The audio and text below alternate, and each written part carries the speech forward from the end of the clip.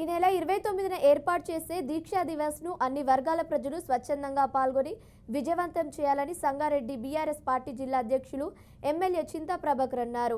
Incharge దేవి ప్రసాద్ నేతృత్వంలో MLA camp కార్యాలయంలో BRS party ముఖ్య కార్యకర్తల సన్నాహక సమావేశం నిర్వహించగా దీక్షా దివాస్ కార్యక్రమాన్ని ఉద్దేశించి ఎమ్మెల్యే మాట్లాడారు.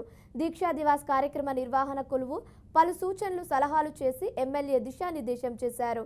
ఆనాటి ఉద్యమ చిత్రాలను ఎగ్జిబిషన్గా దీక్షా దివస్లో ఏర్పాటు చేయనున్నట్లు ఎమ్మెల్యే వెల్లడించారు.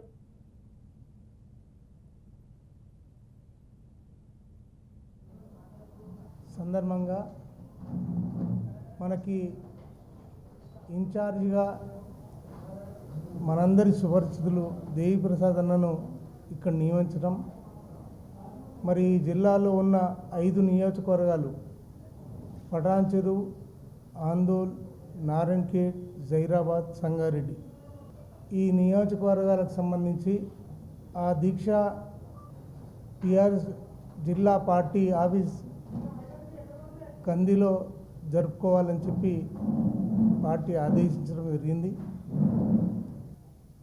భారత రాష్ట్ర సమితి వర్కింగ్ ప్రెసిడెంట్ కేటీఆర్ గారు, నా జిల్లా మంత్రివర్యులు హరీష్ రావు గారి సూచనల మేరకి సంగారెడ్డి జిల్లా టీఆర్ఎస్ పార్టీ 5 నియోజకవర్గాలకు సంబంధించినటువంటి సమావేశం జరిగింది, ముఖ్య నాయకుల సమావేశం. ఈ సమావేశంలో అందరం కూడా కేసీఆర్ గారి